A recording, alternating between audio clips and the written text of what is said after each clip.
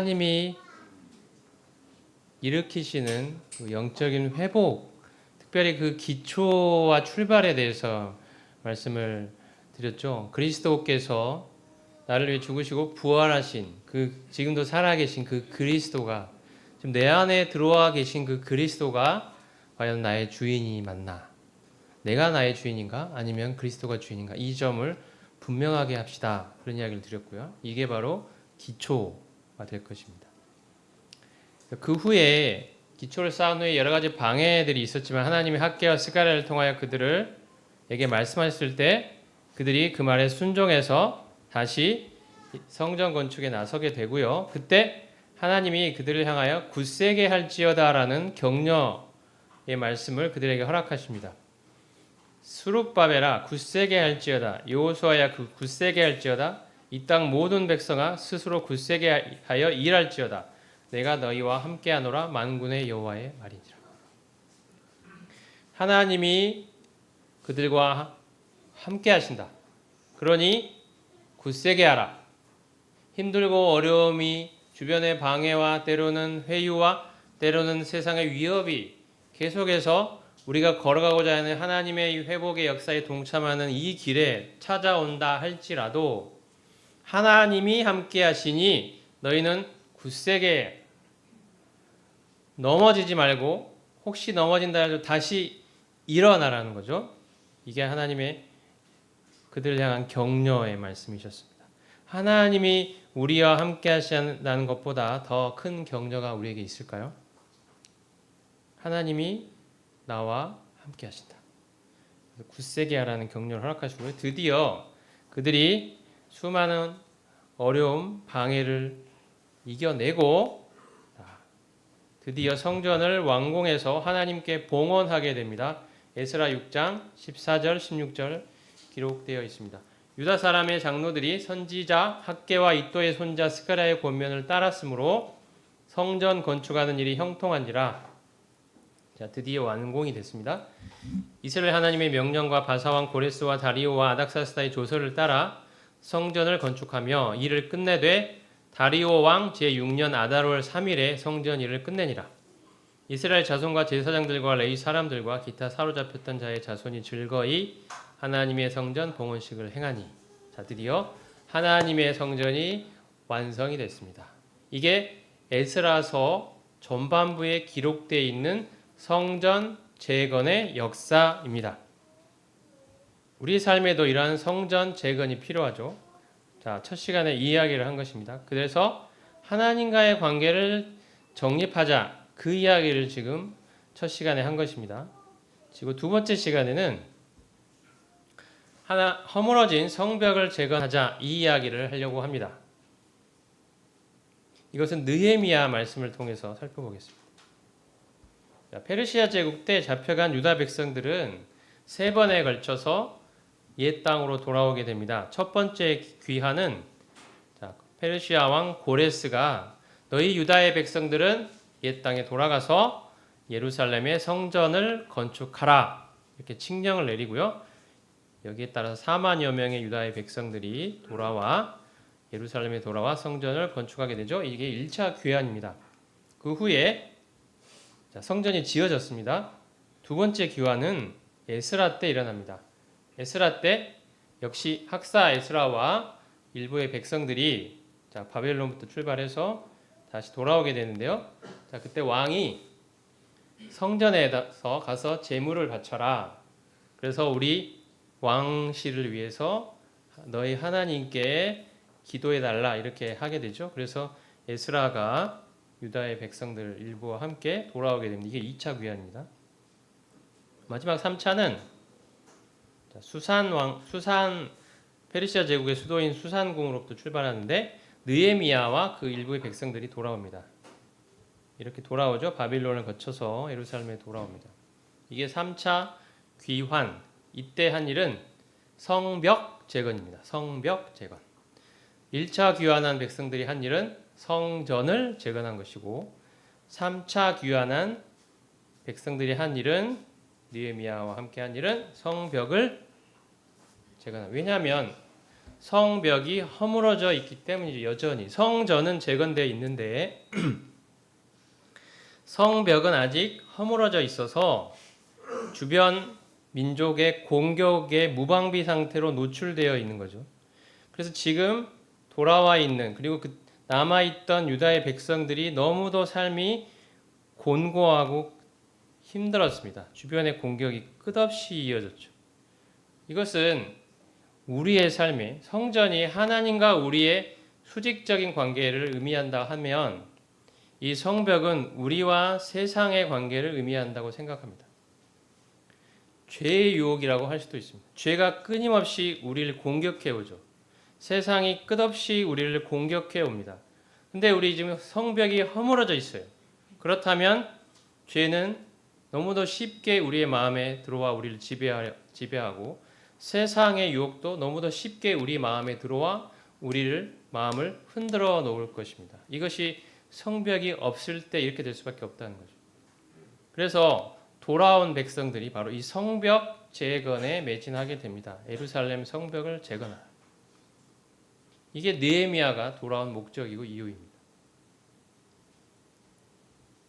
그래서 우리에게 이러한 성벽이 확실하게 튼튼하게 성벽이 세워져 있다면 죄의 유혹, 세상의 유혹으로부터 이기고 바로 우리가 하나님이 원하시는 이 땅에서 우리가 살아가야 되는 그 삶을 힘있게 살아갈 수 있는 토대가 마련이 되는 거죠. 오늘 이 시간에는 이 이야기를 해보려고 합니다. 자, 느헤미야 1장 1절부터 4절을 보면 느헤미야가 이제 왕 지근거리에서 섬기는 왕의 측근이었죠. 근데 어느 날 그 유다의 땅을 갔다가 온 동족 어떤 사람으로부터 그 사람들 유다 땅에 지금 남아 있는 사람들의 이야기를 듣게 됩니다.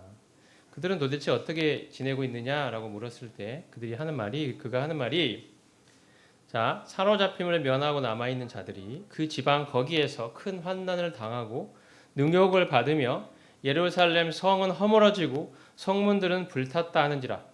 내가 이 말을 듣고 앉아서 울고 수일 동안 슬퍼하며 하늘의 하나님 앞에 금식하며 기도했다. 이게 느헤미야의 반응이었습니다. 느헤미야는 지금 지위도 있고 왕의 신임도 받고 있어서 아쉬울 게 없는 사람입니다. 페르시아 땅에 아주 잘 정착했고 사회적 지위까지 있는 사람이었죠. 그래서 그런 이야기를 들었을 때 그 사람들은 그렇게 살고 있구나 힘들겠네라고 끝나버릴 수도 있었던 일입니다. 근데 느헤미야는 그 이야기를 들었을 때 남의 일 같지가 않았습니다. 이게 자기의 일처럼 느껴졌습니다. 그 동족의 그 아픔과 고통이 나의 일처럼 느껴졌습니다. 그래서 하나님 제가 도대체 어떻게 해야 할까요? 지금 동족들이 이렇게 고통받고 있는데 저는 어떻게 해야 할까요? 라고 슬퍼하며 울면서 하나님 앞에 금식하고 기도했습니다. 그때 하나님이 느헤미야의 마음에 돌아갈 마음을 주시죠. 그리고 성벽을 건축해야 되겠다는 마음을 주십니다. 그래서 왕에게 나아가 그 이야기를 하게 되고요. 자, 쭉 이제 느헤미야를 읽어보면 돌아온 느헤미야와 그를 따라온 여러 백성들, 남아 있었던 그 백성들이 힘을 모아서 성벽 재건에 나서게 됩니다. 이 느헤미야가 이제 페르시아 왕으로부터 유다의 총독으로 임명을 받아 오게 되죠. 그래서 왔을 때 유다의 그 장로들을 모아서 하나님이 자신에게 주신 그 마음 그리고 왕의 허락을 받을 수 있었던 이야기들을 말하자면 간증을 하게 됩니다. 그리고 하나님이 왜 성벽을 재건해야 할 마음을 주셨는지 그 이유와 목적에 대해서도 이야기를 하게 됐을 때 유다의 장로들이 그 일에 동의하게 되고 자기들도 그 일에 함께 하겠다. 이렇게 하나님이 역사해 주셔서 그들이 드디어 성벽 재건하는 일을 시작하게 됩니다. 근데 일이 쉽지 않았어요. 역시나 주변 민족들이 방해하기 시작합니다. 처음엔 조롱을 합니다. 너희들이 지금 쌓고 있는 성벽은 여우 한 마리가 올라가도 무너질 거야. 너무도 형편없다 그겁니다. 너희가 무슨 힘이 있어서 그걸 할 수 있겠니? 너희들이 가진 거는 너무 보잘것없고 형편없어. 때로 우리가 그런 마음이 들 때가 있죠. 과연 내가 이 일에 함께 한다고 동참한다고 해서 무슨 큰 변화가 있을 수 있을까? 해도 그만 안 해도 그만일 텐데 별로 티도 안 나고 내가 안 하면 또 딴 사람이 누군가 하겠지. 근데 나는 가진 게 너무 없고 은사도 없고 능력도 없고 가진 것도 없고 나라는 사람 한 명 안 한다고 그 티도 안 나고 나는 힘도 없고 보잘것 없어. 이런 생각이 스스로 위축되는 마음이 들 수도 있습니다. 지금 유다의 대적들이 계속 그 이야기를 해옵니다. 너희는 힘도 없고 너희가 쌓는다고 한다고 하는 일들 그거 너무 형편없고 보잘것없어. 그거 한다고 무슨 변화가 일어나겠니? 이런 마음이 들 때가 있습니다. 스스로의 연약도 있고 우리 주변의 상황을 봤을 때 내가 이 일에 헌신하고 동참한다고 해서 얼마나 큰 변화를 만들어낼 수 있을까라는 회의감이 들 때도 있습니다. 계속해서 유다의 대적들은 그 지점을 공략해 왔습니다. 너희가 그거 한다고 무슨 큰 변화가 있겠니? 너희는 힘이 없잖아. 보잘것 없잖아. 너희가 하는 일도 보잘것이 없어. 그런 힘 빼는 생각들을 자꾸 하게 만들려 사탄이 그렇게 우리 마음에 역사할 때가 많습니다. 그리고 유다의 백성들이 아랑곳하지 않고 계속 성벽 짓는 일에 매진하니까 이제 그들은 어떻게 또 하냐면 공격을 하게 합니다. 공격. 직접적인 공격을 해오죠. 침략을 해오기 시작합니다. 그래서 유다의 백성들은 성벽을 짓기 위해서 한 손에는 연장을 들고 한 손에는 칼을 들고 활을 들고 성벽 짓는 일을 해야 했습니다. 또 사람들을 나누어서 어떤 사람들은 파수를 하게 해서 적들이 오는지 또 이렇게 지켜보게 하는 그러한 사람들을 두어야 했었죠. 굉장히 쉽지 않은 일이었습니다. 그죠? 성벽 짓는 일에 매진해도 쉽지 않은데 주변의 공격까지 신경을 써야 되는 그런 상황이었죠. 또 어떤 일이 있었냐면 이건 이제 외적인 어떤 어려움들인데 내적인 어려움도 있었습니다. 밑에 그림은 뭐냐면은 유다의 백성들 사이에 가난한 사람, 돈이 필요한 사람들이 그 중에 이제 돈이 있는 사람들에게 돈을 빌렸는데 그들이 굉장히 높은 이자를 물렸습니다. 그래서 이자를 갚을 수 없게 되는 경우에 그 돈을 빌려준 그 사람들이 돈을 꾸어간 그 사람들이 가진 밭이나 토지, 심지어 그들의 자녀들까지 뺏어갔어요. 그리고 자녀들을 돈 받고 노예로 팔아버리기까지 했습니다. 그 이자와 원금을 회수하기 위해서. 이런 일들이 그 백성들 안에서 일어났습니다. 그래서 백성들이 찾아와서 느헤미야에게 원망하기 시작했습니다. 우리가 안에 이런 일이 일어나고 있다. 우리를 좀 어떻게 좀 도와달라. 우리의 자녀들이 지금 팔려가고 있다. 우리의 밭이 우리가 가진 토지가 팔려가고 있다.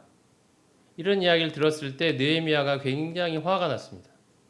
왜냐하면 우리가 그 율법서를 읽어보면 모세오경을 읽어보면 이 일은 하나님이 하지 못하게 금지하신 일입니다. 하나님은 유다 백성끼리 돈을 주고 빌려줄 때 절대 이자를 받지 말라고 10원도 이자를 받아서는 안 된다고 말씀하셨거든요. 근데 그들은 아주 고리를 받은 거예요. 그리고 안 갚았을 때 같은 동족인 유다의 백성들 그들의 밭을 토지를 빼앗고 자녀들을 팔아버리기까지 한 일이 일어나고 있는 거예요. 이것은 도저히 있을 수 없는 일입니다. 하나님의 율법을 정면으로 어긋난 일이거든요.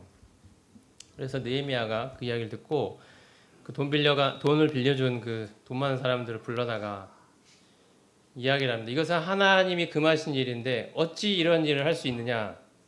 우리가 힘을 모아서 한 마음으로 적들의 방해를 무릅쓰고 물리치고 성벽 재건하는 일에 한 마음이 되어도 부족할 판에 그 백성들을 갖다가 팔고 땅을 빼앗고 하는 일이 가한 일이냐? 이러한 일은 있을 수가 없다.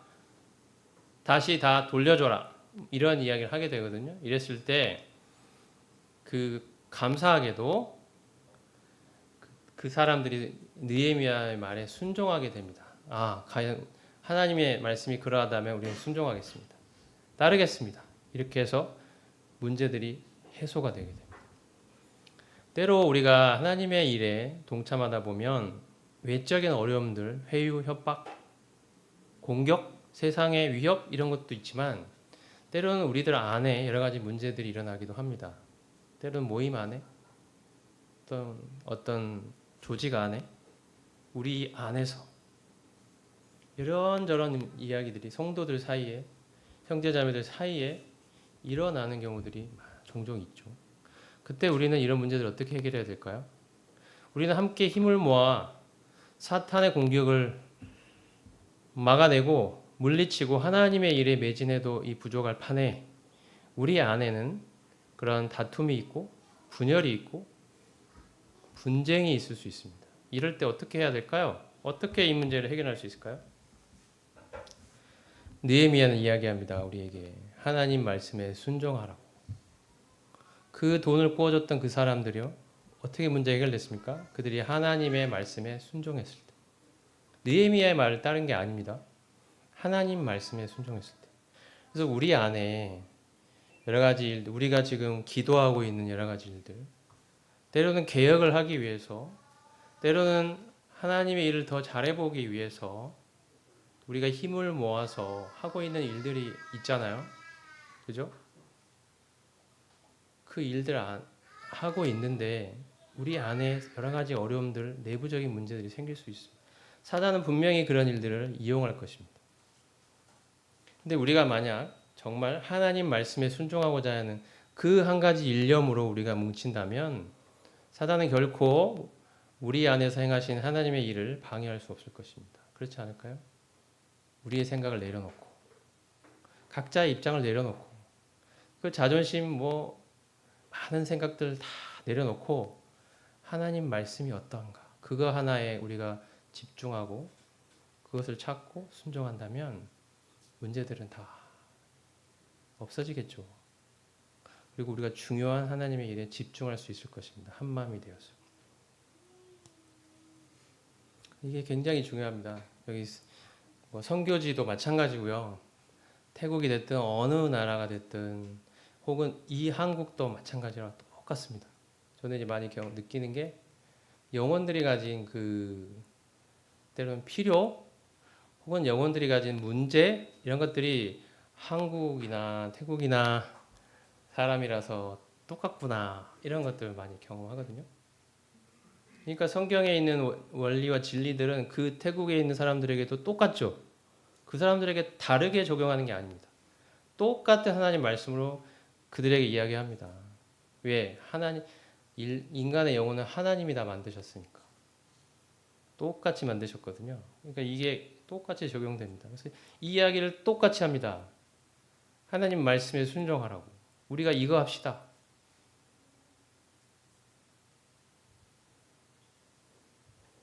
그래서 이제 계속 어려움이 있지만 그 문제를 해소해 가면서 해 나갑니다. 어떤 경우에는 느헤미야 자신이 본이 되어야 했습니다. 느헤미야는 총독이었지만 총독으로서 당연히 받을 권리, 녹봉을 스스로 포기합니다. 그리고 그 백성들로부터 말하자면 그 총독으로서 받을 수 있는 그런 말하자면 돈, 그 다음에 그들의 노동력, 그들을 이제 하인으로 부릴 수가 있었거든요. 많은 사람들을. 그리고 그들로 농사를 짓게 하거나 해서 소출을 해서 자기 거를 누릴 수도 있었고 여러 가지 혜택들을 받을 수 있었는데 이런 모든 것들을 다 포기합니다. 왜? 그들로 하여금 성벽 건축하는 일에 집중하도록 하기 위해서. 그들이 가진 에너지, 노력, 시간, 힘 모든 것들을 그 일에 쏟을 수 있도록 자기가 가진 당연한 권리를 포기합니다. 그리고 자기 스스로도 그 일에 동참하고 자기의 종들도 그 일에 동참하도록 합니다. 이게 리더로서 본을 보인 거죠. 리더가 어떤 열매, 과실을 원하고 사람들로부터 인정받고 존경받고 권력을 갖기를 원하고 어떤 분파의 리더가 되려고 하고 힘을 가지려 하고 다른 사람 위에 군림하려 하고 이러한 자세를 가진다면 누가 그를 따르겠습니까? 하나님의 일이 과연 이루어질까요? 리더들끼리 싸우고 누가 더 큰 권력과 사람들을 자기 것으로 취하느냐 이 문제 가지고 서로 자존심 싸움하고 이렇게 살아간다면 하나님의 일이 이루어지겠습니까? 이런 일들이 근데 실제로 현실 세계에서는 일어나죠. 그래서 우리가 느헤미야 말씀을 통해서 이 느헤미야의 삶을 통해 본이 된다고 생각합니다. 한 번은 이런 일도 있었습니다. 대적이 이렇게 제안을 해옵니다. 자, 오늘만 잠깐 일을 멈추고 저기 저 멀리 떨어진 그 아무도 있지 않은 그곳에서 우리랑 만나서 좀談판을 좀 합시다. 대화를 좀 해봅시다. 어떻게 하는 게 좋을지. 그러니까 어느 그 땅 장소를 지정하고 거기로 오라고 얘기하거든요. 느헤미야한테 오늘 잠깐만 오늘은 일을 멈추고 자기들이랑 이야기 좀 하자는 거죠. 근데 실은 오면은 죽이려고 하는 심산이었습니다. 아무도 없으니까 지도새도 모르게. 느헤미야가 뭐라고 대답한지 아십니까, 여러분? 나는 하나님의 일을 하루도 한순간도 멈출 수 없다. 그리고 가지 않습니다. 하나님의 일은 한순간도 멈출 수 없는 일입니다. 그렇다고 우리가 뭐 몸이 아프거나 혹은 뭐 여러 가지 일들이 있는데 뭐 쉬지 말라는 뜻은 그런 말은 아닙니다. 우리의 삶에 가장 관심과 중요도가 항상 거기에 있어야 된다는 거죠. 그 이야기를 하는 겁니다. 내가 연약하다고 해서 주변이 어렵다고 해서 단념하거나 포기해버릴 수 있는 일이 아니란 뜻입니다.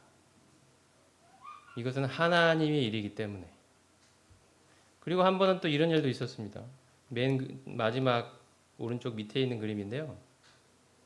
유다의 한 백성이 찾아와서 마치 지혜로운 사람인 양 이런 소리를 합니다. 자, 지금 우리의 대적들이 느헤미야 당신의 목숨을 노리고 있어.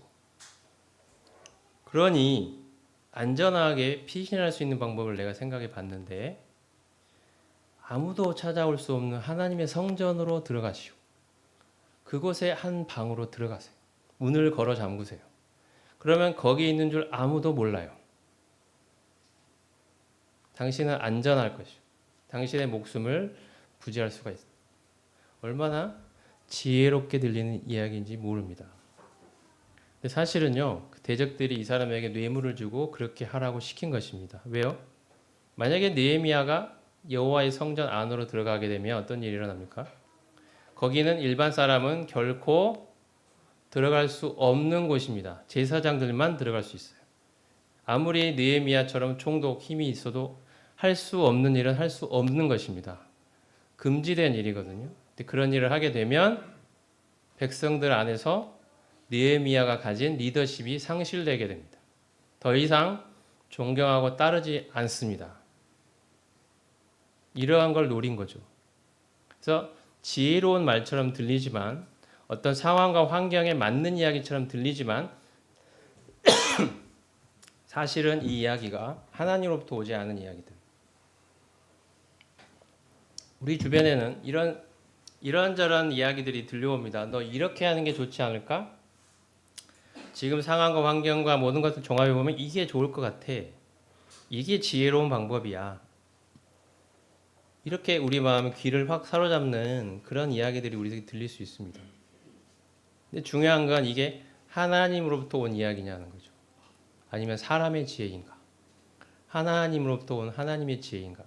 우리가 이것을 늘 생각해 봐야 합니다. 느헤미야는 이것이 하나님의 음성이 아니란 걸 금세 알아챘습니다. 인간의 지혜가 우리가 인간의 지혜를 배격해야 합니다. 그래서 계속 우리가 성경을 읽어보면 인간의 지혜 버리라고 계속 나오죠. 그래서 우리가 하나님과 가까운 사귐 안에 있다 보면 이것이 인간의 지혜인지 하나님이 주시는 하나님의 지혜인지 알 수 있다고 생각합니다. 이러한 모든 것들을 다 과정을 거쳐내고 드디어 하나님이 원하시는 예루살렘 그 성의 성벽이 그 회파되어 있고 무너져 있어서 주변 민족들의 공격에 항상 무방비로 노출되어 있을 수밖에 없었던 바로 그곳에 하나님의 성벽이 드디어 높이 높이 견고하게 쌓이고 완성되게 됩니다. 자, 같이 한번 읽어볼까요? 시작. 성벽 역사가 52일 만인 엘루랄 25일에 끝남에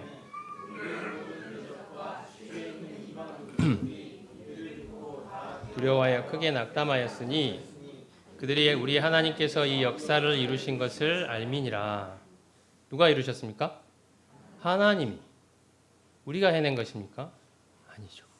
하나님이 하신 일이죠. 우리는 그 하나님이 하시는 일에 은혜로 동참하게 되었을 뿐입니다. 하나님이 이 일을 이루셨다는 것이 만방에 드러났을 때 대적들은 두려워하고 크게 낙담했다라고 되어 있습니다. 하나님께서 우리의 삶에도 하나님이 원하시는 그 회복, 영적인 회복을 이루어내기를 원하신다고 생각합니다. 하나님의 뜻입니다. 우리의 이 일에 동참하고 헌신하고 내 마음과 정성을 다 바쳐 그 일에 내 삶을 드린다면, 그리고 그 하나님이 이루시는 그 일에 그 성취와 성공을 내 삶에서 경험하게 된다면 이 모든 것들이 정말 하나님의 은혜이며 다 하나님이 이루신 일입니다라는 말을 진심으로 할 수 있을 것이라고 생각합니다. 그렇지 않겠습니까? 그래서 드디어 성벽이 완공이 되고요. 이렇게 튼튼하고 견고한 성벽, 그리고 그 사이사이에 문이 쭉 달리게 됩니다. 하나하나 문과 문 사이에 그 벽들 다 하나씩 맡아가지고 모두 백성들이 다 한 부분씩 참여해서 성벽을 완공하게 됩니다. 누구 한 사람이 다 한 게 아니고요. 지위 고하를 막론하고 그 직업이 어떻든지 무슨 일을 하는 사람인지 혹은 나이는 많은 사람인지 나이가 적든 사람인지 신분이 높든 낮든 남자든 여자든 다 한 부분씩 맡아서 다 참여했습니다. 누가 다 한 게 아닙니다. 우리가 하는 하나님의 일도 어느 한 사람이 다 할 수 없고 그래서도 안 된다고 생각합니다. 각자 하나님이 주신 우리에게 주신 은사 혹은 달란트에 맞춰서 우리가 각자 힘을 합해 나아가야 될 함께 이루어가야 될 하나님의 역사라고 생각합니다. 각자 할 일이 있고 각자 할 부분이 있는 거죠. 그게 다 소중합니다. 이것이 하나하나 모였을 때 드디어 성벽은 완공된 것입니다. 하나님의 일이 완성되었습니다. 그래서 드디어 세상을 향하여, 죄를 향하여 그 죄의 유혹을 이기고 세상의 유혹을 이기고 담대하게 이 내 안에 있는 그리스도를 드러낼 수 있는 삶을 이제 살아가게 된 토대가 완성이 된 것입니다. 저는 이 그림이 성전이 완공되고 성벽이 완공된 이 모든 그림이 오늘날 우리의 삶에 있어서 내 안에 사시는 그리스도를 표현하고 있다라고 생각이 됩니다. 내 안에 사시는 그리스도. 성전은 바로 그리스도를 나타냅니다. 그리고 이 성벽은 바로 나죠. 이 성벽 안에 견고하게 세상과 분리되어 있는 그 나. 견고한 담장을 사이에 두고 세상과 분리되고 있는 이 나. 전에는 세상 가운데 있었지만 하나님의 은혜로 세상으로부터 부름받아 건짐받아서 그리스도 안으로 들어와 있게 된 그 나를 보여주고요. 그리고 이제 내 안에 성전이 있습니다. 하나님과의 직접적인 관계와 사귐 있는 거죠. 내 안에 계신 그리스도를 의미한다고 생각합니다. 우리가 그리스도를 정말 내 안에 주인으로 모셨느냐, 그 이야기를 먼저 드렸고요. 그 다음에 죄와 세상과의 관계에 있어서 그 구분되고 분리됨이 있어야 된다고 생각합니다. 내 안에 사시는 그리스도가 이제 이런 모든 것들을 통해서 이제 세상으로 증거되는 삶을 살게 되는 거죠. 좀 더 자세한 이야기를 해드리면 자, 성경은 이렇게 이야기합니다. 옛 사람은 죽었고 우리가 새 사람으로 살아났다. 왜냐하면 우리가 그리스도를 믿을 때 우리가 그리스도 안에 있다고 말씀드렸잖아요. 그러면 주님이 죽으셨을 때 나도 그 안에 있었기 때문에 나도 함께 죽은 자가 된 것입니다. 이것은 어떤 이론이 아니고 실제 일어난 영적인 진실입니다. 성경이 기록하고 있고 증거하고 있는 사실입니다. 일단 그렇게 믿어봐가 아니라 실제 너는 죽었어. 특별히 이거는 우리를 향한 하나님의 시야입니다. 내가 나를 볼 때는 아직 안 죽은 것 같고 어제도 죄 지었고 오늘도 죄 짓고 내일도 죄 지을 것 같고 오늘도 화를 냈고 내일도 화낼 것 같고 이런 사람인데 어떻게 죽었다고 할 수 있겠어? 나는 죽은 게 아니야 라는 생각은 우리 생각이죠. 나를 바라보는 나의 시야일 수 있습니다. 하지만 나를 바라보는 하나님의 시야는 우리는 죽은 자입니다. 죽어버렸습니다. 죽으려고 애를 쓰는 자가 아니고요. 이미 죽어버린 자입니다. 그것을 내가 믿느냐는 거죠. 죽으려고 애를 쓰느냐가 아니라 이미 죽은 자임을 받아들이고 믿느냐 이 부분이 성경이 말하는 부분입니다. 많은 분들이 여기서 많이 헷갈리고 오해하는 것 같아요. 죽이려고 애를 써요. 자기 자신을 죽으려고 애를 써요. 마치 불교도가 하듯이 마음을 잘 다스려서 죄의 유혹이 올 때, 세상의 유혹이 올 때 자기를 죽이려고 그 죄의 유혹이 내 안에서 막 일어나지 않도록 나를 계속 억누르고 억제하고 성경 말씀 암송해가지고 자기를 계속 컨트롤하고 억제해서 어떻게든 내 사람을 죽여봐야지 그러다가 실패하면 오늘도 안 됐구나. 옛 사람은 역시 죽지 않았어. 이렇게 사는 게 아니라는 거죠. 옛 사람은 이미 죽어버렸습니다.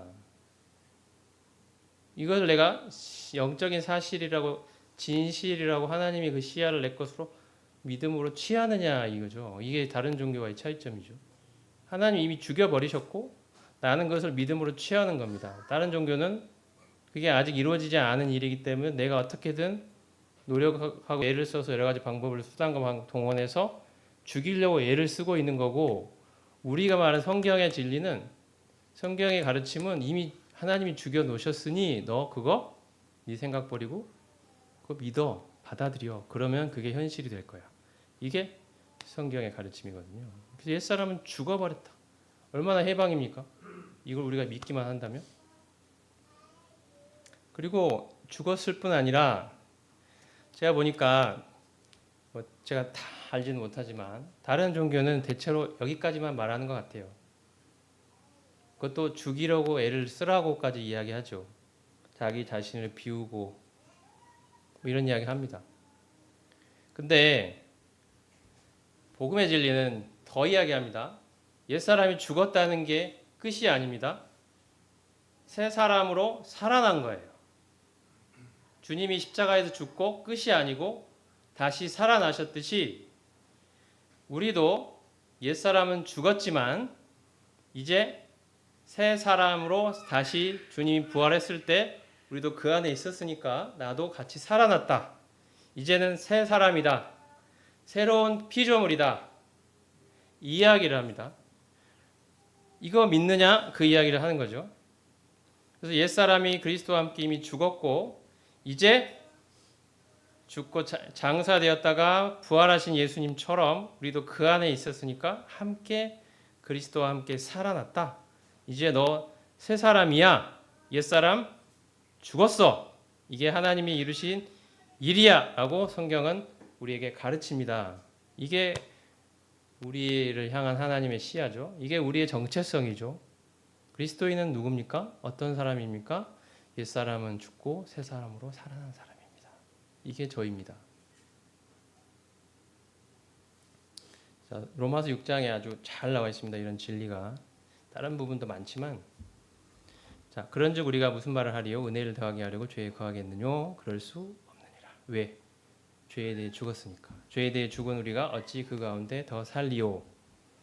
무릇 그리스도 예수와 합하여 세례를 받은 우리는 그의 죽으심과 합하여 세례 받은 줄을 알지 못하느냐? 그의 죽으심과 합하여, 그의 죽으심과 연합, 우리도 함께 죽은 자가 되었다. 그러므로 우리가 그의 죽으심과 합하여 세례를 받음으로 그와 함께 장사되었나니. 장사됐습니다. 우리 옛사람은.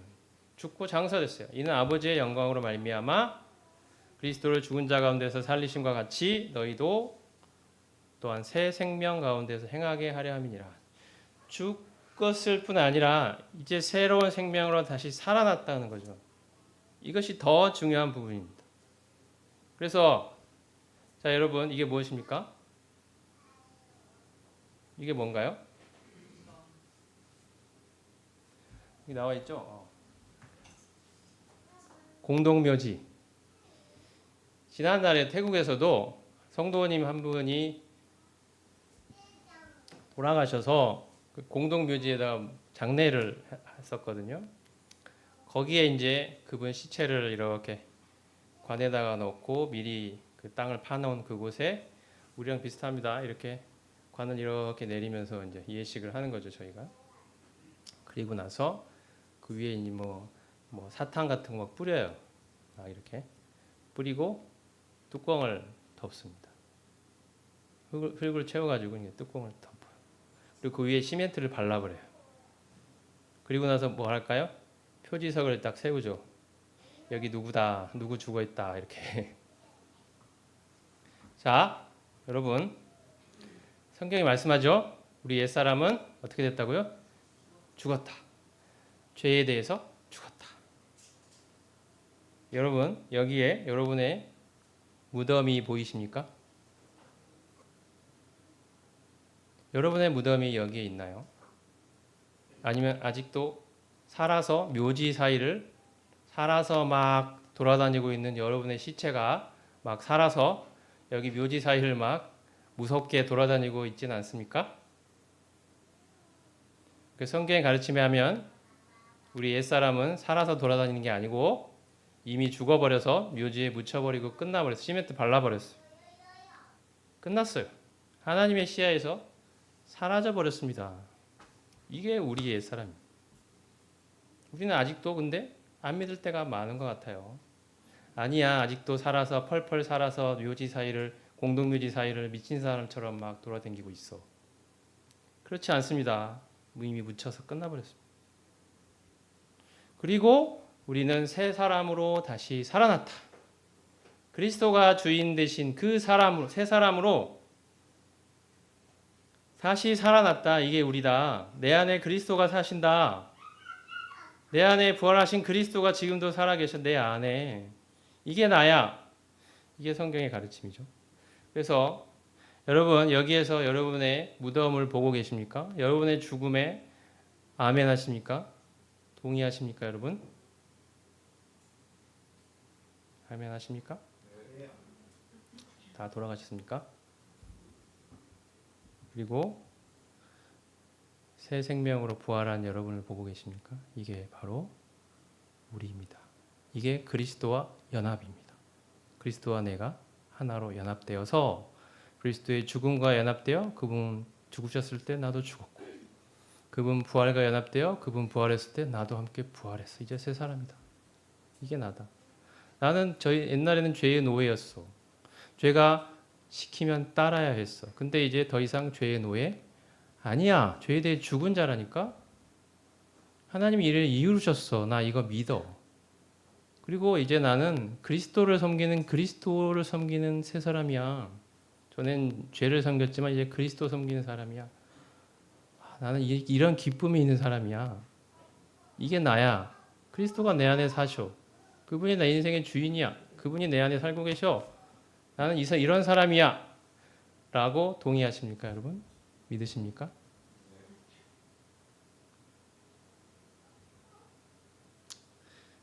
이렇게 우리가 죄에 대해 죽었을 뿐 아니라 성경은 갈라디아서 말씀 우리에게 세상에 대해서도 죽었다고 말합니다. 갈라디아서 6장 같이 읽겠습니다. 시작. 그러나 내게는 우리 주 그리스도의 십자가 외에 결코 자랑할 것이 없으니 그리스도로 말미암아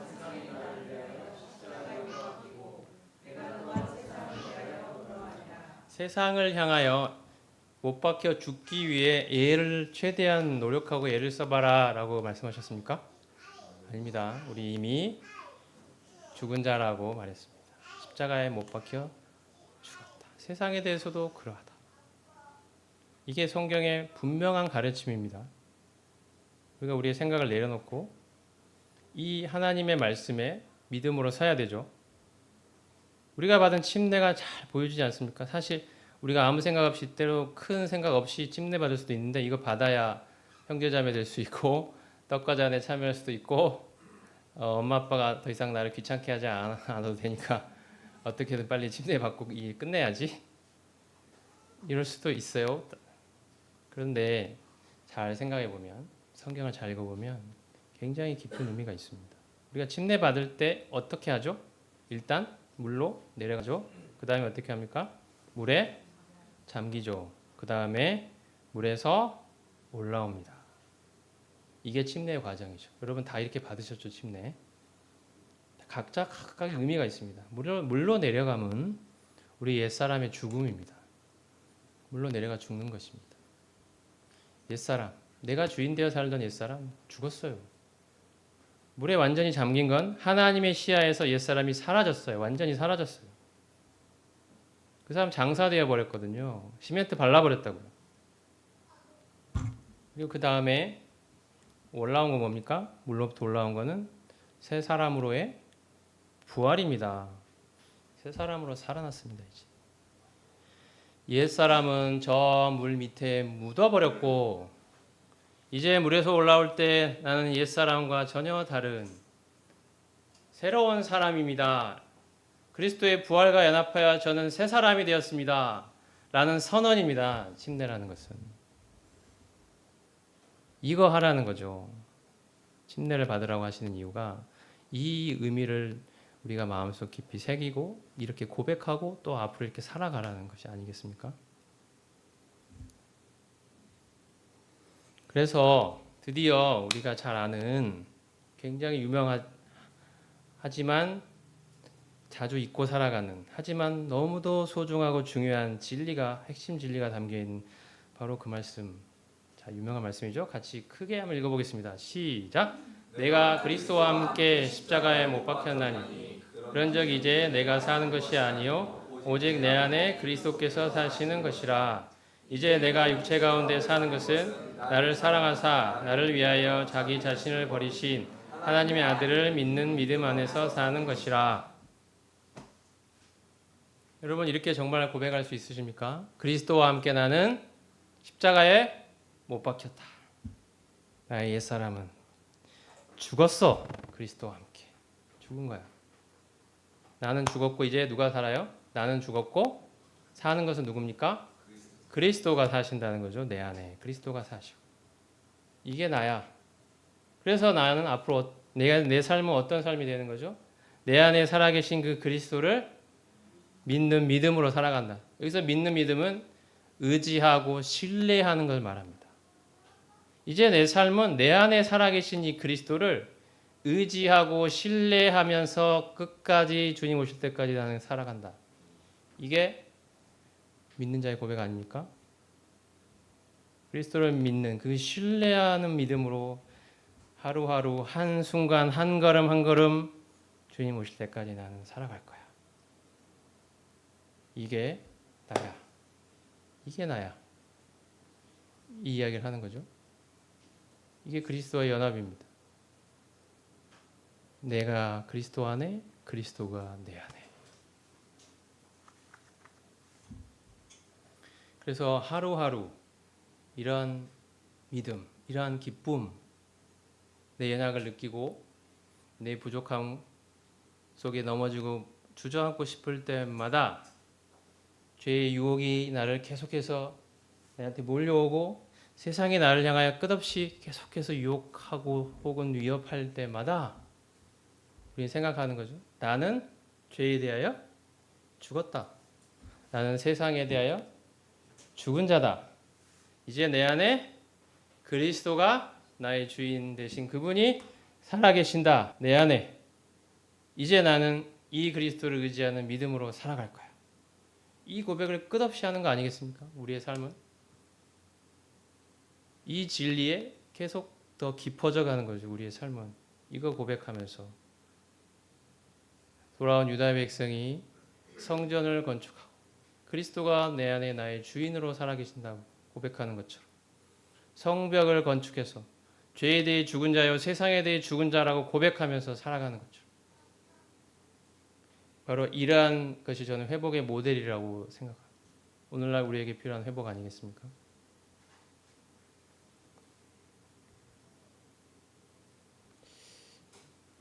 지금 이야기를 한 것입니다. 그리스도의 연합.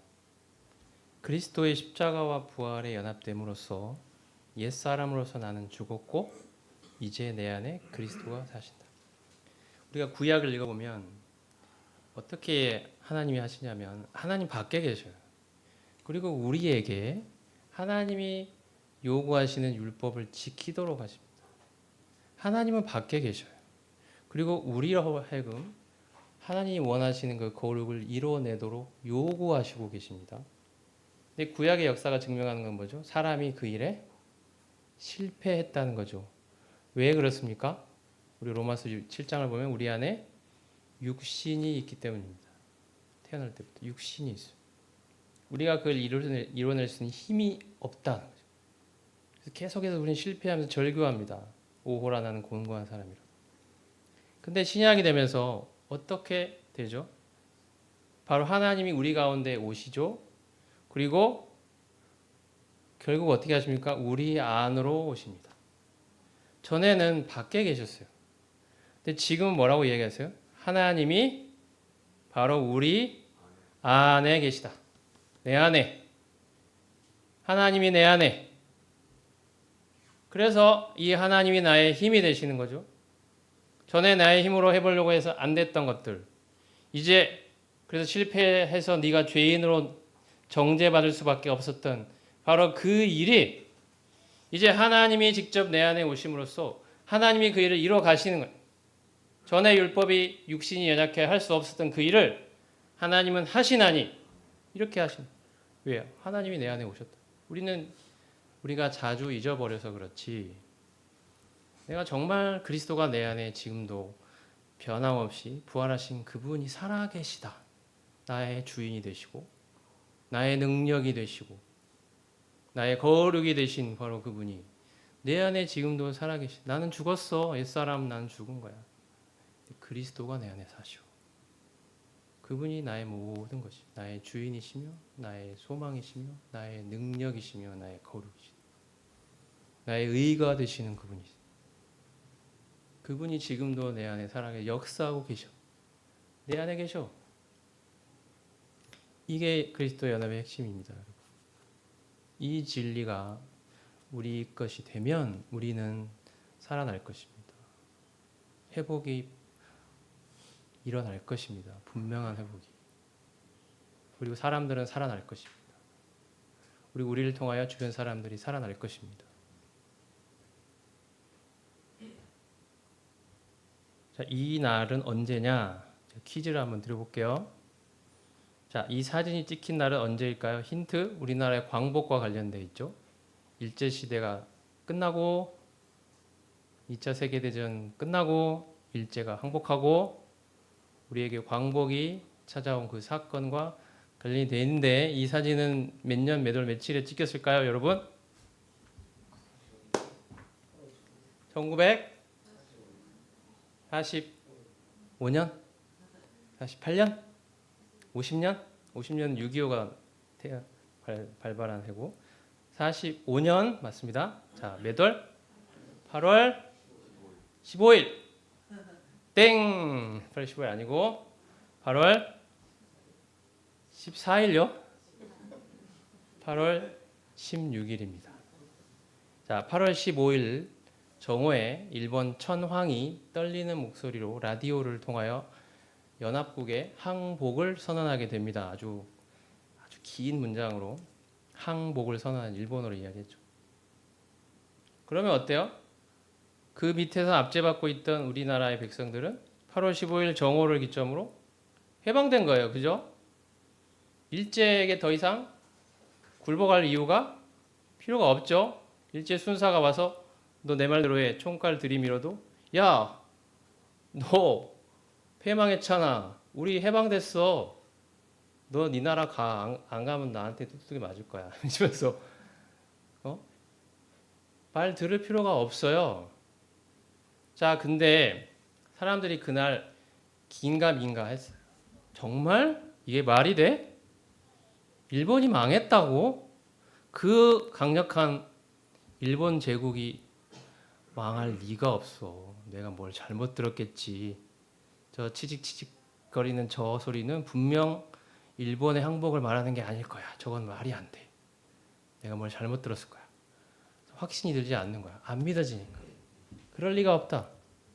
근데 그 다음 날 8월 16일 날 아침이 되면서 그 독립투사들을 가뒀던 서대문 형무소의 문이 열리면서 그 독립투사들이 전부 석방이 됩니다. 그때 이 사진이 찍힌 거거든요. 그분들이 나와서 대한독립 만세를 부르면서 사진이 찍힌 거예요.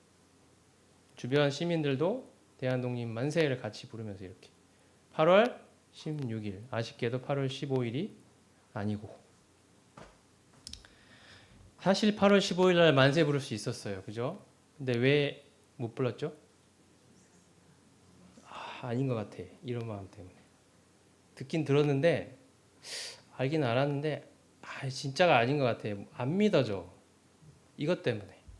근데 그 다음날 자기 눈앞에 독립수사들이 석방되는 걸 보니까 이제서야 어제 들었던 그게 사실이구나라는 그제서야 확신이 되면서 대한독립 만세가 이제 나온 거죠.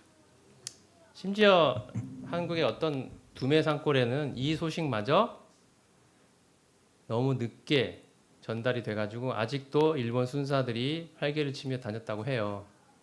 저기 강원도랄지 함경도 이런 두뇌 산골에는 몇 달이 지나도록까지 일본 순사가 남아 있었습니다. 왜요? 그들은 몰랐어요. 아예 듣지를 못했어요. 자, 그래서 제가 소개드릴 인물이 하나 있는데 쇼이치 요코이라는 사람입니다. 이 사람은 1972년 괌에서 발견된 사람입니다. 일본군이었고요. 2차 세계대전에 참전했다가 자기가 속해 있던 그 부대가 미군과의 싸움에서 그 전투에서 패하고 이 사람은 그 정글로 깊이 숨어 들어갔습니다. 숨어 들어가 있는 사이에 전쟁이 끝났어요. 근데 이 사람은 그 사실을 몰랐어요. 혼자 고립되어 있었기 때문에. 그래서 그 낮에는 발각되면 안 되니까 굴을 파가지고 굴 속에 숨어 있고 밤이 되면 나타나서 먹을 것을 구하고 이런 삶을 28년간을 하다가 어느 날 밤에 먹을 걸 구하러 나왔다가 그 어부에게 발각이 됐어요. 그제서야 이 사람의 존재가 세상에 알려지고 이 사람도 그제서야 전쟁이 28년 전에 끝났다는 것을 알게 됐어요. 그 전까지 그는 몰랐어요. 들은 적이 없어요. 그래서 여전히 전쟁이 진행 중으로 알았고 여전히 그래서 숨어 살아왔어요. 28년간. 동료들은 전부 자기 나라로 돌아가서 결혼하고 가정을 이루고 직업을 얻고 했던 그 사이에 이 사람은 혼자 거기 남아서 먼저 숨어서 벌벌 떨면서 살아왔죠. 28년간 발각될 때까지. 이게 쇼이치 요코이입니다. 자, 또 한 사람. 히루 오노다. 이 사람도 일본군인데요. 일본군 이 사람은 장교였습니다. 1974년 지금 이 사진은 필리핀에서 이 사람은 이제 2차 세계대전이 끝나갈 무렵 이 사람은 필리핀에서 전투를 벌리다가 비슷하게 이렇게 정글로 고립이 됐었는데 이제 2차 세계대전이 딱 끝나고 미국에서 이 삐라를 만들어 뿌렸어요. 자, 전쟁은 끝났다. 일본은 망했다. 이제 일본 군들은 정글에서 나와서 항복하고 이제 너희 나라 돌아가라. 이렇게 이제 삐라를 뿌린 거예요. 쭉 비행기로. 정글에다가 깊은 정글에 다 뿌렸어. 이 사람도 그 삐라를 받아 읽었어요. 이런 내용으로. 근데 문제가 뭡니까? 이 사람은 그것을 믿지 않았어요. 이것은 연합군의 기만 전술이다. 우리의 사기를 떨어뜨리기 위한. 그래서 믿지 않았고 이 사람은 계속 필리핀 경찰 관공서를 습격한 테러를 계속해서 해왔습니다. 왜? 아직 자기는 일본군 장교거든요. 그래서 그 사실을 믿지 않아서 계속 그렇게 하다가 이 사람이 이제 소식이 일본에 전해지고 그 다음에 맨 쪽에 있는 사람이 교수인데 이 사람이 찾아왔어요. 그래서 이래서 전쟁은 이미 끝났고 당신은 그냥 나오면 된다 이랬는데 이 사람은 나는 그 말 너 말도 너도 연합국에서 보낸 스파이냐 이러면서 이 말도 못 믿겠고 혹시 만약에 그때 나의 상관이 나한테 와서 나에게 명령한다면 따를 수는 있겠다 이런 소리를 하거든요. 그래서 이 교수가 다시 돌아가서 수소문을 해가지고 그때 당시에 상관이었던 사람 지금 가운데 세 번째 있는 흰 모자 쓰고 있는 사람 찾아내요. 그래서 그 사람에게 자초지종 설명하고 같이 데리고 옵니다.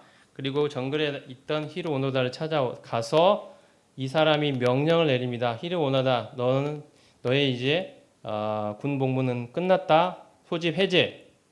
이제 그 무기를 반납하고 돌아가라. 이렇게 해제 명령을 내립니다. 그제서야 이 사람이 저 무기를 그동안 테러하는 데 썼던 저 무기를 저 총칼을 필리핀 군에게 반납하는 그 사진입니다. 지금.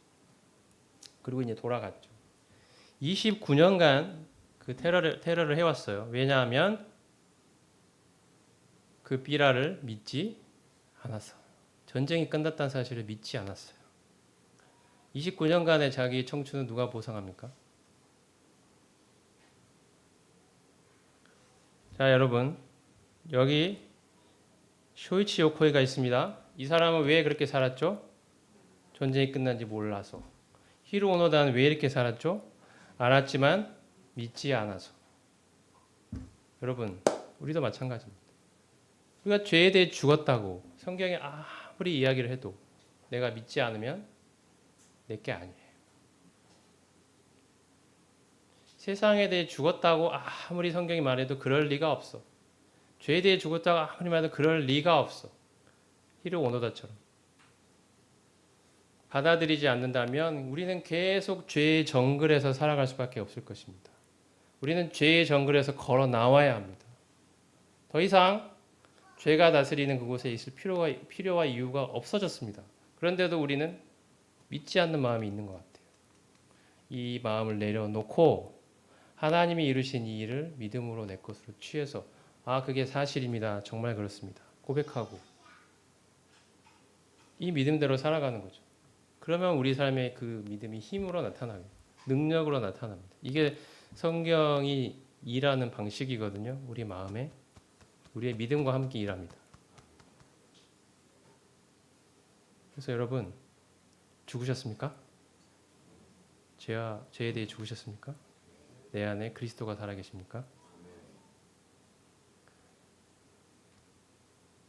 그래서 이제 마지막 지속. 자, 이러한 믿음을 가지고 내 안에 살아계신 그리스도, 지금도 살아있는 그분과 친밀하게 사귀고 동행하는 삶. 이게 지속입니다. 우리가 구약 성경 읽어보면 에녹이 나오죠. 에녹이 하나님과 동행하더니 하나님이 그를 데려가심에 세상에 더 이상 있지 아니하더라. 우리는 궁금해합니다. 도대체 에녹이 어떻게 하나님과 그렇게 친밀하게 동행했길래 하나님이 그로 하여금 죽음을 보지 않고 데려갈 정도였을까? 이런 게 궁금해요. 그리고 에녹이 어떻게 하나님과 동행했길래 그렇게까지 하나님과 친밀하게 동행할 수 있었을까? 이런 게 궁금합니다. 근데 성경은 아쉽게도 기록해 놓지 않았어요. 단지 에녹이 하나님과 정말 친밀하게 동행해서 하나님이 죽음을 보지 않고 데려가셨다. 여기까지만 딱 나온 거죠. 근데 저는 이제 신약으로 오면 우리에게 이런 진리들이 열리면서 우리가 하나님과 동행할 수 있는 그 원리와 방법이 제시되었다고 생각합니다. 에녹이 진짜 이걸 알고 그렇게 살아가는지 그건 모르겠어요. 하지만 적어도 오늘날 우리에게 있어서는 하나님과 동행하고 그분과 친밀하게 이렇게 사귀고 살아가는 삶이 우리에게 그 원리가 제시된 거죠. 저는 그것이 바로 이거라고 생각합니다. 그리스도와의 연합이 내 안에 살아계신 그리스도. 전에 아까 말씀드린 것처럼 전에 하나님 밖에 있었죠. 이제는 내 안에 계십니다. 이 그리스도를 의식하고 살아가는 거예요. 의식하고 내 안에 그리스도가 항상 살아계신다. 여기 계신다. 떠나지 않고 항상 내가 의식하든 안 하든 항상 계신. 아까 말씀드린 것처럼 우리는 그리스도와 함께 십자가에 못 박혀 죽었습니다. 그리고 이제 내 안에 그리스도가 나의 주인으로 살아계시죠. 그렇죠, 여러분? 믿으십니까? 내 안에 그리스도가 나의 주인으로 살아계시죠.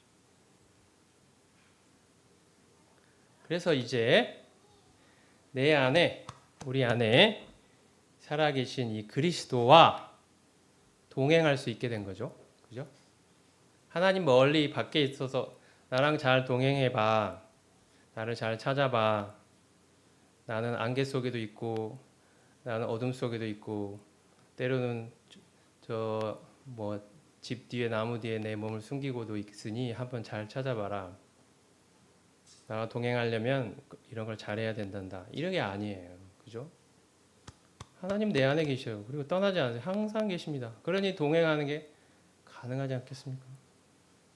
이 하나님을 늘 의식하고 살아가는, 내 안에 살아계신 이 그리스도를 항상 의식하는 것. 무슨 일을 하든지 어디에 있든지 항상 의식하는. 항상. 여러분, 우리가 정말 그리스도를 항상 의식한다면 죄를 맘대로 짓고 살 수 있을까요? 주님이 거기 계신데? 딱 보고 계신데? 내가 그리스도를 항상 의식하고 살아간다면 거기 있는 그곳이 바로 하나님의 성전이 되겠죠. 그리스도 하나님이 임재하시는 바로 이게 저는 그리스도와의 동행이다. 항상 의식하고 내 안에 하나님이 살아계셔. 그리스도 내 안에 살아계신 나의 그리스도 이분을 의식하고 일을 하든 간에 공부를 하든 간에 집안일을 하든 직장에서든 어디에서든 오늘 이곳에도 여기에도 나와 내 안에 지금 계신 그리스도가 함께 하시죠. 그죠? 의식하고 살아가는 나의 말, 나의 행동, 나의 생각 이런 것들을 의식하는 속에서 계속 의식하는 그리스도와 함께 계속 동행해 가는 거죠. 이게 그리스도와의 동행이다. 이런 말씀을 드리고 싶습니다. 자, 그래서 골로새서 1장에서는 사도 바울이 이렇게 이야기를 했습니다. 자, 같이 읽어볼까요? 시작. 하나님이 그들로 하여금 이 비밀의 영광이 이방인 가운데 얼마나 풍성한지를 알게 하려 하심이라. 이 비밀은 너희 안에 계신 그리스도시니 곧 영광의 소망이니. 자, 하나님의 비밀이 뭐라고 되어 있습니까? 너희 안에 계신 그리스도. 바로 그분이, 바로 이것이 바로 하나님이 우리에게 보여주신 비밀이다. 자, 성경에서 비밀이라는 단어는 어떤 의미냐면 신비의 어떤 신비주의 이런 게 아니고요. 구약에서는 알려지지 않았지만 이제 신약에 와서 그리스도와 그의 사도들을 통하여 우리에게 밝히 열려진 진리를 뜻합니다. 그게 비밀이라는 말의 뜻입니다. 아까 말씀드린 것처럼 구약에서는 하나님이 우리 안에 들어와 계신다는 이 진리가 아직 그들에게 열려 있지 않았어요. 하지만 이제 그리스도가 십자가에 죽고 부활하시고 지금도 살아계시는 이 시대가 되면서 하나님이 그의 사도들을 통하여 우리에게 계시하신 진리가 뭐죠? 이제 그리스도가 내 안에 오셨다. 그리고 지금도 변함없이 살아계시다. 이 진리가 드디어 열린 것입니다. 그래서 비밀이라고 부릅니다. 너희 안에 계신 그리스도. 이게 비밀이야. 하나님의 비밀이 이거야. 너 이 그리스도와 함께 동행하지 않겠냐? 이 그리스도와 매일 매순간 사귀면서 살지 않겠니? 그분께 이야기하고 그분께 묻고 그분 생각하고 그분 찬양하고 그분께 사랑한다고 고백하고 내 안에 계시니까 이 그리스도 어디 가시지 않아. 항상 거기 계셔. 어려운 순간, 힘든 순간에도 내가 주저앉고 싶어버린 그 순간에조차 그리스도 창조주 하나님이 바로 거기 내 안에 계시오. 이 진리를 지금 신약은 말하고 있습니다. 이게 그리스도와 연합입니다. 다른 이야기가 아니고. 그래서 이 주님과 우리는 사귑니다. 말씀과 기도. 여러분, 우리가 성경 이제 내일도 말씀드리겠지만 이제 태국에 있는 성도들에게 이제 작년에 특별히 주님과의 교제 이야기를 많이 했거든요. 특별히 이제 구체적으로는 경건의 시간을 어떻게 할지 가르치고 연습시키고 매일 하도록 격려하고 뭐 이렇게 했었는데 그게 잘 안 되는 것 같아서 우리가 성경을 읽을 때 마음에 감동이 있잖아요. 그죠? 왜 감동이 있을까요? 생각해 보셨습니까? 내 마음에 감동이 있잖아요. 성경을 읽을 때. 왜 그럴까요? 하나님의 감동으로 쓰여져. 예. 근데 제가 하고 싶은 이야기는 내 안에 그리스도가 계시니까. 실제니까. 이론이나 어떤 추상적인 이야기가 아니고 내 안에 주님이 진짜 살아 계시거든요. 이건 누구의 말씀입니까? 주님의 말씀. 내 안에 주님 살아 계셔요. 이걸 읽을 때 주님이 나로 하여금 반응하게 하시는 거죠. 감동하게 하시고. 이거 주님 말씀이니까. 내 안에 주님 살아 계시니까. 반응이 있는 겁니다. 서로. 왜 우리가 주님과의 교제라고 부를까요? 상호 오고 가는 게 있을 때 이게 교제잖아요. 일방적인 게 아니고. 그러면 하나님은 우리에게 하나님 말씀을 통하여 우리의 심령에 말씀하시고 그걸 들은 우리의 심령 안에 주님이 계시니까 이것에 대한 반응이 나오는 겁니다. 때로는 하나님을 찬양하기도 하고 때로는 하나님께 감사하기도 하고 때로는 마음에 찔림이 있어서 자백하기도 하고 때로는 하나님 이 말씀대로 살고 싶다고 내 마음에 소망과 열망이 일어나기도 하고 이런 반응들이 내 안에 일어나는 거죠. 그래서 이것을 가지고 우리가 기도합니다. 말씀을 읽고 내 안에 일어난 이 반응을 기도로 표현하는 거죠. 하나님 찬양합니다. 하나님 감사합니다. 하나님 자백합니다. 하나님 이렇게 살게 해주세요라고. 이게 기도잖아요. 그러면 말씀, 기도 이게 주님과의 교제가 일어나는 거죠. 이런 원리 속에서. 그래서 저는 우리가 주님과 교제할 수 있다는 그 근거는 주님이 내 안에 계시기 때문이다. 실제로. 이게 없다면 교제라고 부를 수가 없습니다. 그죠? 일방적인 어떤 교리의 가르침이겠죠. 아, 그렇군요. 이해하고 끝. 하지만 우리 안에 어떤 반응들이 일어나지 않습니까? 찬양, 감사, 자백, 간구들이 막 일어납니다. 왜? 주님이 내 안에 살아 계시니까. 내 안에서 그런 것들을 자꾸 일으켜내십니다. 그래서 우리가 주님과 교제할 수 있는 거죠. 어떤 말씀을 읽을 때뿐 아니라 그렇지 않을 때도 내 의지와 감정, 어떤 생각으로 주님에 대해서 생각하고 묵상할 때도 내 안에 어떤 반응이 일어나잖아요. 저는 이제 태국에서 여기저기 사역지 다닐 때 운전을 몇 시간씩 하는 경우가 많은데 그때 이제 찬양을 이렇게 틀어놓고 처음에는 이제 한국어로 찬양 듣다가 그 다음에는 결심을 하고 안 되겠다 태국어로 들어야지 이러지. 언어 한참 배울 때 태국어로 딱 태국어 찬양 듣기 시작했는데 듣고 있으면은 마음에 어떤 감동이 일어나죠. 주님에 대한 이야기들이 멜로디에서 이렇게 막 나오잖아요. 그럼 그 내용이 내 마음을 때려요. 그럼 내 안에서 주님이 뭔가 반응을 일으키신단 말입니다. 아, 하나님 찬양합니다. 이런 말이 막 나도 모르게 나오고 하나님 감사합니다가 나오고 그래서 가는 내내 하나님과 교제하는 그 느낌으로 가거든요. 하나님 찬양 가사를 통하여 나에게 말씀하시고 나는 내 안에 계신 주님의 그 일하심을 통해서 나는 하나님께 그 기도로 반응을 계속 하는 거예요. 하나님 찬양합니다. 감사합니다. 이렇게. 이런 사귐이 계속 일어나고 있는 거죠. 그 안에서. 그래서 항상 기쁘게 감사하면서 이렇게 가는 그 시간들이 정말 소중한 시간. 별거 아닌 것 같지만 정말 소중. 늘 주님 생각할 수 있다는 게 이게 주님과의 교제라고 생각합니다. 꼭 경건의 시간 갖는 그 시간뿐 아니라 매일 순간 일하면서도 일 시작하기 전에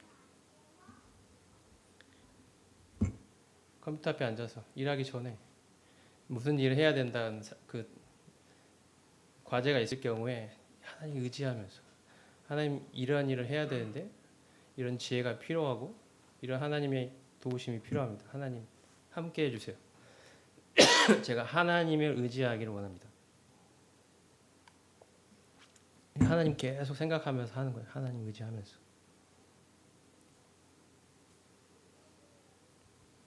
이제 마지막으로 계속 이런 사귐과 동행 이게 일어날 때 드디어 아침에 첫 시간 두 번째 시간 이제 정리하는 마지막 말씀으로 하나님과의 관계 정립하라. 이게 첫 번째 메시지였고요. 두 번째는 허물어진 성벽을 재건하라. 이렇게 되면 어떤 일이 일어나죠? 내 안에 그리스도가 사신. 이 주님과 사귀고 동행하라. 이걸 마지막으로 말씀을 드렸습니다. 그래서 오늘 말씀을 정리하면서 마지막으로 모든 걸 다 함께 한번 정리해 보겠습니다. 자, 나를 위해 살던 그 나는 여러분 죽었죠? 맞습니까? 아멘. 내 안에 그리스도가 살아계시죠? 그리스도가 누굽니까? 바로 나의 주인이십니다. 그분이 내 안에 살아계십니다. 그 내 안에 나의 주인으로 항상 내 안에 살아계시는 그분과 사귀고 동행하는 삶. 잘 사귀고 잘 동행하면 우리 안에 영적인 회복은 일어납니다. 나를 통해 하나님이 일하시겠죠. 내 안에 사시는 그리스도가 내 바깥으로 드러나겠죠. 그리스도를 증거할 수 있겠죠. 힘으로, 주님이 주시는 힘으로. 세상과의 싸움에서 승리할 수 있겠죠. 왜? 내 힘이 아니라 내 안에 사시는 그리스도. 그분의 힘으로. 이것이 저는 어떻게 보면 성경이 말하는 어떻게 보면 모든 것이라고 할 수 있다고 생각합니다. 이 이야기하고 있다고 저는 생각합니다.